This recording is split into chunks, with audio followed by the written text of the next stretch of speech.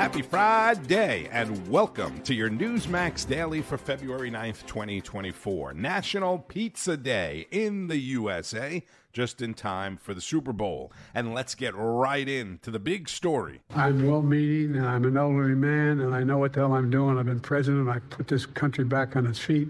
81-year-old President Biden gave a rare address to the nation to defend himself against the findings of a special counsel investigation into his handling of classified documents, in which the prosecutor cleared the president of any charges, writing that he wouldn't take the case to a jury because they'd see Mr. Biden as a well-meaning elderly man with a poor memory, including words like hazy, fuzzy, and with significant limitations. This is Greg Kelly. I have deja vu. Tonight feels like 1973, the Nixon administration, and when the country caught on, the whole country, especially the media, that this presidency will probably come to an end and not at the end of a 4-year term. This report from the Special Counsel, Mr. Hur, is an apocalyptic takedown of Joe Biden and any shred of his integrity, ability, decency, judgment. It annihilates all of it, all of it. And Joe, who at one point so gleefully pointed his finger at Donald Trump, and he still does it in desperation, he's guilty of what he accused his enemy of all along. And government prosecutors are saying that. Government prosecutors who work for the government right now. It is amazing. Let's start with the report from Mr. Hur issued this afternoon. President Biden willfully retained and disclosed classified materials after his vice presidency when he was a private citizen. Let that sink in. That is a damning statement. That is a crime. That is a felony. Disclosed materials. And it's not just a label. There's evidence. Real evidence. This is what real criminal justice looks like. Not all those crazy indictments we've been following of Donald Trump. This is the real deal. It's a takedown of Joe Biden, but it's also a total stinging rebuke of Jack Smith and the horrendous politicization of the Justice Department. That's Greg Kelly, host of Greg Kelly Reports. And we get more from Rob Schmitt.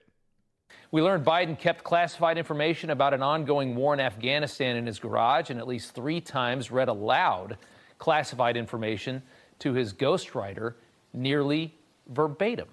And it was recorded. Just for kicks, let's flash you back to last summer when the media went berserk over audio they alleged was Trump doing exactly that same thing. CNN obtained audio they believe was Trump sharing classified information about Mark Milley and Iran with a couple writers of a memoir. Take a look. These are bad, sick people. With Milley, let me see that. I'll show you an example. He said that I wanted to attack Iran. Isn't it amazing? I have a big pile of papers. This thing just came up. Look. This was him. Now, the claim was never actually proven there, but the media said this was a dagger for former President Trump. It was the move that set Trump apart from the rest. Trump took classified information. Yeah, a lot of people took it, but he put the nation at risk so he could arrogantly show that information off. And they skewered the former president, as they always do. He knows it's wrong, and he acknowledged that on the tape that you all got. You know, he says, like, look, this is classified. It's secret. You know, I could have declassified when I was president, but I didn't. These statements, when he says about, I could have declassified it, but it's not, it's secret stuff. It's, you know, he is suggesting that he knows that this is very sensitive material. Right. So it tends to go to that willful intent that's necessary to prove the case. That is so reprehensible. even if it's false. Like, that's not good. You don't go around saying, oh, I'm cool, as Trump did, because you've got a classified document that you stole. There's nowhere on thousands of hours of Nixon tapes where Nixon makes any comment as clearly illegal, and as clearly self-aware as this Trump tape. It was worse than Watergate when Trump did it. Well, now we find Joe Biden read classified information to the guy writing his book verbatim, and Robert Hur didn't care at all. Because the point of all this classified document noise is Trump. The bar on what constitutes criminal and prosecutable is essentially whatever Trump did that maybe Biden didn't do. It was criminal to share classified information with random authors until they found out Joe Biden did that too. So now the line you can't cross today is evidence tampering and obstruction. A politician can print out top secret documents and mail them to Xi Jinping. He just can't obstruct the investigation into that act. That's the line. Because that's what Trump and his valet, Walt Nauta, are alleged to have done.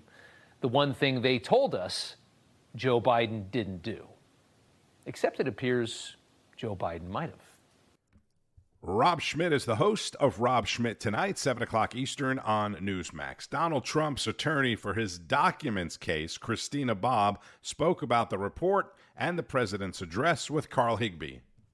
All right, Christina, I'm sitting there thinking, it's like, yes, he read one of the lines in the report, but not the others that, quite frankly, make the case for the 25th Amendment. Yeah, exactly. I mean, there were a lot of concerns about his ability to recall very simple, basic facts that he should have been able to recall. I think that report actually is a more thorough investigation into his mental health than anything we have seen thus far. It also happens to be outrageously egregious against the comparison of the indictment of Donald Trump. The indictment of Donald Trump is far less concerning than anything that came out in the report, yet the findings reach the exact opposite conclusion. In the speech yesterday, the president defended himself by saying it was a long interview and that he was preoccupied with the Israel-Hamas war. Simple truth is I sat for a 5-hour interview over 2 days of events, going back 40 years. At the same time I was managing an international crisis.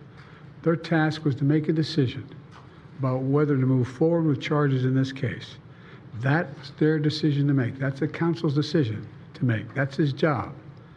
And they decided not to move forward. For any extraneous commentary, they don't know what they're talking about. It has no place in this report. The bottom line is the matter is now closed. I'm going to continue what I've always focused on, my job of being President of the United States of America.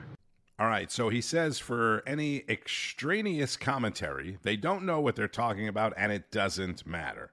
And then following the speech, Biden was asked about the war in Gaza by reporters and mixed up the president of Mexico, Andres Manuel Lopez Obrador, guy with 4 names, with the president of Egypt, El Sisi. Earlier this week, he mixed up French President Emmanuel Macron with Francois Mitterrand, who died in 1996, and claimed he had a long conversation with German Chancellor Kohl at the G7 meeting in 2021, except that Chancellor Kohl died in 2017. I think it was the Daily Caller that had an article entitled, "President Biden is Seeing Dead People." Anyway, it's really not funny, right? It's sad. We've all dealt with elderly grandparents, parents, whatever. But this is the President of the United States of America, the leader of the free world. And this is former Trump campaign press secretary Hogan Gidley on this morning's edition of Wake Up America. So, Hogan, we've been saying for some time now, it's becoming clear the president is suffering from some sort of cognitive decline. He's mixing up world leaders. He struggles with reading a teleprompter, with speaking in general. Really, he's struggling with remembering current events as well. But this report, it's pretty damning, saying that his memory has, quote, significant limitations, among other things. So I think it brings up the question of if he's mentally fit to hold this office. And now we're hearing from GOP lawmakers saying that the 25th Amendment should be invoked. Do you see this happening? I don't know that 25th Amendment invocation is going to happen or not. But listen, this is really, really painful to watch. I have long said, regardless of political party, whoever the president of the United States is, you want them to emit strength. You want the world to see that he or her is they are in their full mental capacity to do the job. And there are so many problems here with this president. We've seen this rapid, steep decline. People who know him best, friends of mine here in Washington, D.C., say they're kind of embarrassed to even be around him at this point because when they see him, he's so frail. And that's a sad place. But it's also very dangerous because it invites so many problems, not just here at home, domestically, but also internationally. You're seeing that as other leaders begin to test us. This report, the DOJ basically said he was mentally incompetent to stand trial. So what was he going to do last night? Come out and say, no, I am mentally competent, so I should stand trial? Or, hey, I'm not mentally competent at all, so that means I should just be president. I mean, the whole thing is really bad look, not just for this country, but for this president and this White House. Serious problems and more questions today than answers. Yeah. Hogan Gidley on Wake Up America this morning with co-host Charla McBride. So today you're going to hear a lot more reaction to the president's speech and the special counsel's report on both ends of the report, right? The mental state of the president, his cognitive abilities, and the legal perspective of him not being charged with anything or cleared in any wrongdoing in comparison to the Trump document case. And you're also going to hear a lot today and tonight and probably on all the weekend talk shows about Tucker Carlson, well, some of the weekend talk shows, about Tucker Carlson's interview with Russian President Vladimir Putin. Historic sit-down interview in Russia with Tucker. The financial support, $72 billion was provided. Germany ranks second, then other European countries come. Dozens of billions of US dollars are going to Ukraine. There's a huge influx of weapons. That's Vladimir Putin speaking through a translator. Essentially, the most of the interview from what we've seen so far is all about Ukraine, as you would imagine. And Putin is really appealing to the United States to broker, some kind of talks with President Zelensky of Ukraine and appealing to Zelensky to, come to the table and sit down. Negotiating is something that Zelensky has said from the beginning he would not do. But anyway, you'll be hearing a lot about that. And as we head into Super Bowl weekend, Eric Bolling spoke with former Super Bowl champ and NFL Hall of Famer, quarterback Brett Favre, about the big game and a lot more. Brett, what do you think of this? This is a great matchup. Kansas City against the 49ers, Mr. Irrelevant. All of a sudden he's in the big game. You got Mahomes, who thinks he's going to be the next Tom Brady. What do you think of this game? I think it's a great matchup, and I think both teams are pretty evenly matched player for player. But I love Brock Purdy. I love what Kyle Shanahan's done and John Lynch. I love George Kittle. I love Fred Warner. I love everything about him. And I love Andy Reid. He coached me a long time ago, and we've been great friends ever since. And if I had to pick a team, I'm not saying I'm pulling for one or the other. I'm pulling for both. But I think I have to go with the experience. And I guess that means Kansas City, especially getting 2 points. I was blown away when that number came out that Kansas City's getting points as the dog. A lot of us jumped on it. I'll tell you what. What do you think of this? The Taylor Swift, is good or bad for the NFL? A lot of people are saying keep her out. I'm not sure if Travis Kelce wasn't having a hard time getting distracted with Taylor up in the skybox. But what do you think? Is she good or bad for the team and for the NFL? Well, they're in the Super Bowl, so whether or not she is the sole reason for that is up for debate. But I would say from the NFL perspective, she's certainly been good for the league. Not that they needed any help, but I caught a lot of grief several weeks back because I was asked the question, was she a distraction? I said, only if they lose. Right. And I think they lost. They lost 3 or 4 in a row, right, Jerry? Like 3 or 4 in a row. And he's dropping passes. He's looking up there, giving a little heart sign. I was like, get her, send her back to Tokyo. Anyway, that's just me.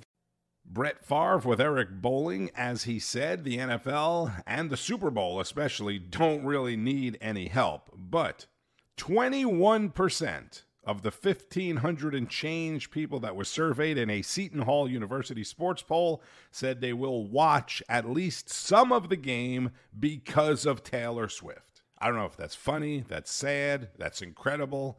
21% of 1,500 and some odd people said they'll watch the game because of Taylor Swift. Here's more of Eric and Brett Favre's conversation. Biden is not going to use the halftime opportunity to talk to the American people. Trump did, all presidents usually do. Biden's not going to do. What do you think of that? I'm not surprised. You know, I don't want to dive into it too deeply, give you my exact thoughts, but I'm just not surprised. Even though I get surprised by a lot of things that's going on in this country right now, you know, it may be best that I don't say what I really mean. I got you. Sometimes you and I get in trouble when we say what we really mean. You know what I'm talking about? You're a Trump. I know you golf with Trump. He's a friend of yours. So you think it's his turn? What do you think? Well, I thought it was his turn last time. I mean, do I agree with everything he says and does? No, but you can say that about friends, family, and anybody. But I think our country was run about as good as you could do it when he was the president. So again, you don't have to like everything about him, but the state of our country is in turmoil. Maybe that's a poor word. Maybe it's worse than turmoil. But I think Donald is our best shot at turning this around, cleaning it up. Hey, Brett, you're partnering with another group here, doing some really good things, chefs, and you're creating some money for veterans. Tell us about it real quick. Chef for Vets. I made some notes here. Runs from February 1st to February 14th, so you got a little bit of time left to make a purchase at heritagegear.com. It's wonderful bags. All proceeds go to feed the veterans. Just one purchase will feed a veteran for a month. And, you know, we love our veterans and we love our military and we love our law enforcement, but this is certainly a great cause. Hall of Fame QB Brett Favre on the balance with Eric Bolling. Buy a bag, feed a vet for a month. Duffel bags, gym bags, other stuff with team logos and American flags. heritagegear.com. I guess it's okay for me to give them a plug. heritagegear.com. Check it out. And Brett also mentioned police officers. We love and support our police officers, right? Another police officer lost his life in the line of duty last night. Blount County, Tennessee Sheriff James Barong identified the deputy as Greg McCowan. Please keep his family, the young lady that was shot in the leg, her and her family, and the Blount County Sheriff's Office employees in your prayers. Absolutely keep his family in your thoughts and prayers today and all weekend long while you're having fun. The sheriff said McCowan was killed. Another deputy was injured during a routine traffic stop last night. And this should be getting more coverage. 4 astronauts returned to Earth this morning from the International Space Station, including 1 astronaut from Italy and 1 from Turkey, with NASA astronauts. This was a SpaceX mission, the capsule that left the space station yesterday. You may have seen some of that. It splashed down in the Atlantic Ocean, old school style. The capsule coming down with the parachutes. It's awesome, right? Splashed down around 8:30 this morning off the coast of Daytona Beach, Florida, which is about 40 miles away from my home here in Orlando. And there was a huge sonic boom. It's just so cool. All right, back at the Open, I mentioned today is National Pizza Day. Huge day in America, right? The American Pizza Community Organization, yes, there's such a thing, estimates that more than 13 million pizzas will be sold in the United States on Sunday. I would think that estimate's even low, but more than 13 million pizzas will be sold on Sunday. I forget how many millions of pounds of wings will also be sold. And the National Retail Federation predicts Americans to spend a little more than $17 billion on the Super Bowl, mainly on food, beverage, and decorations. That breaks down to about $86 per household. and a lot more than that if you're drinking any good bourbon or tequila, right? All right, be sure to keep up with all the news all weekend long on Newsmax, available on most major cable systems, starting off with Wake Up America Weekend Edition, Saturday and Sundays, also Saturday and Sunday Report, American Agenda, Common Sense with Wendy Bell, the Gorka Reality Check, and much more. And make sure you're signed up for Newsmax Plus. Simply go to newsmaxplus.com. I'm Tony Marino. Thank you for listening to the Newsmax Daily. Continue to share it with your friends and family. Have a fantastic weekend. Keep on fighting the good fight, and go Niners! News breaks every minute, every day. You need the app, the Newsmax app. Find it free on your smartphone store. Then watch us anytime, anywhere. Kelly over at Newsmax. The Newsmax people have been really, really terrific. Newsmax has been terrific.